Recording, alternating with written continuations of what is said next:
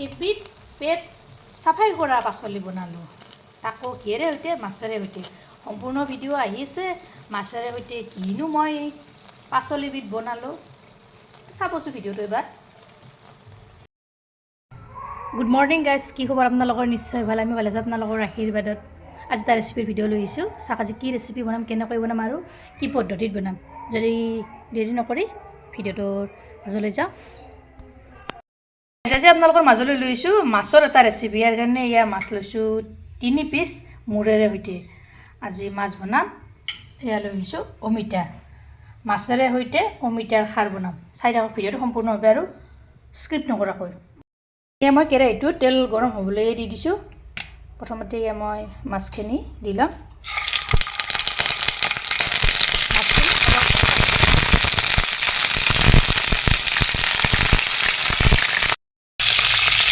ইয়াতে মই অলপ নিমখ দি দিলোঁ। তাৰপিছত দিছোঁ অলপ জলকীয়াৰ গুড়ি দি দিছোঁ। মাছখিনি প্ৰথমতে অলপ ফ্ৰাই হ'বলৈ দিম।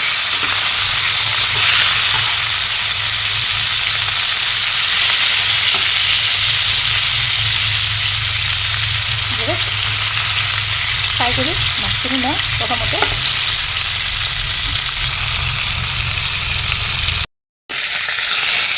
এয়া দেখিছেনে, মাছখিনি ধুনীয়াকৈ ফ্ৰাই কৰি ল'লোঁ। এতিয়া বাচনখনত নমাই ল'লোঁ। এনেকৈ ফ্ৰাই কৰিব, যাতে মাছখিনি ৰংচঙুৱা হয়, লগতে আৰু ভাঙি নাযায়।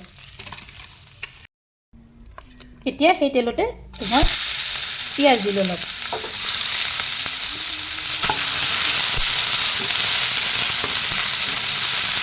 পিঁয়াজখিনি অলপ ৰংচঙুৱা কৰি দিম।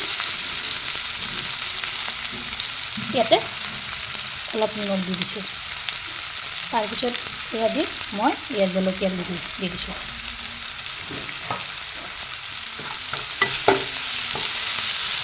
হেল্ডি হয় এই পাচলিবিধ খাৰত, তাতে আৰু অমিতাৰ খাৰ পেট চাফা কৰে। এই অমিতাৰ আঞ্জাবিধে অমিতাখিনি ইয়াতে মই বাকি দিলোঁ। দি এনেদৰে তৰ ওপৰ কৰি এফালৰ পৰা লগাই যাম।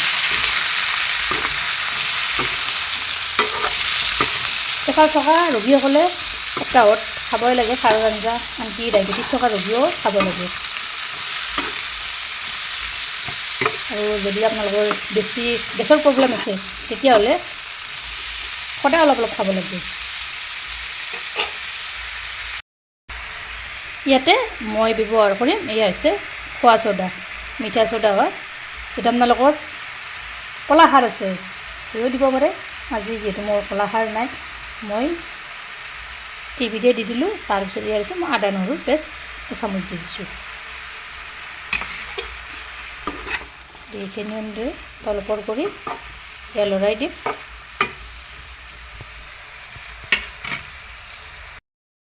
তাৰপিছত মই এনেদৰে ঢাকনিখন লগাই থৈ দিম। তাৰ পিছত মই ঢাকনিখন গুচাই দিলোঁ। মই প্ৰথমতে মূৰ ফালে দি দিম। মাছখিনি নিদিওঁ, এতিয়া ভাঙিবৰ চান্স থাকে, সেইকাৰণে দি দিলোঁ মূৰ ফাল। ঢাকনিখন পুনৰ এনেদৰে লগাই থৈ দিলোঁ। মই যোৱাৰ পিছত মই ঢাকনিখন গুচাই দিলোঁ। দেখিছেনে কি ধুনীয়াকৈ পানীবিলাক ওলাব ধৰিছে, ধুনীয়াকৈ সিজি যাব। ইয়াতে মই ফ্ৰাই কৰি থোৱা মাছ দুপিচ দি দিম। দি পুনৰ ঢাকনিখন লগাই থৈ দিম।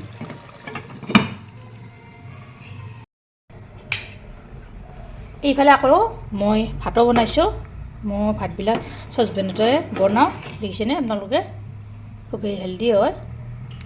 লগতে ঢাকনিখনো মই গুচাই দিলোঁ অলপ টাইম যোৱাৰ পিছত।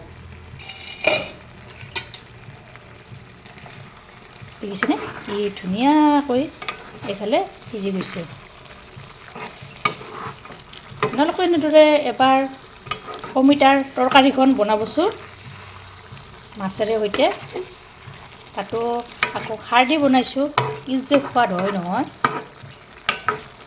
আৰু অলপ টাইম সিজিব লাগিব। দেখিছেনে কি ধুনীয়াকৈ সিজি গৈছে। চাওক অলপ টাইম আৰু ৰাখি দিম মই ঢাকনিখন আকৌ এনেদৰে লগাই থৈ দিলোঁ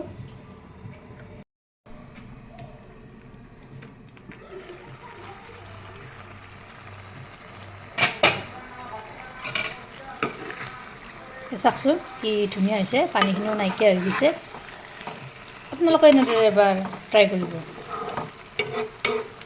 এনেদৰে মই এইটো অলপ কৰি লৰাই দিছোঁ দেখিছেনে মাছখিনি ভঙা নাই এনেদৰে অলপ ফ্ৰাই কৰি দিব তেতিয়া মাছখিনি নেভাঙে এইফালে আঞ্জাখন খাবলৈও ভাল লাগে কাইট নহয়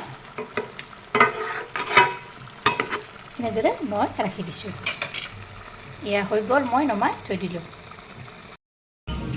আজি ৰেচিপিটো কেনে পালে আপোনালোকে কমেণ্টত জনাবচোন ভাল লাগিলে লাইক কৰিব শ্বেয়াৰ কৰিব কমেণ্ট কৰিব আৰু মোৰ চেনেল যদি প্ৰথমবাৰ আহিছে তেতিয়াহ'লে চেনেলটো ছাবস্ক্ৰাইব কৰিব লগতে ফেচবুক পেজতো ফ'ল' কৰিব ধন্যবাদ আকৌ এটা নতুন ৰেচিপিৰে সৈতে লগ হ'ম আজিলৈ আহিছোঁ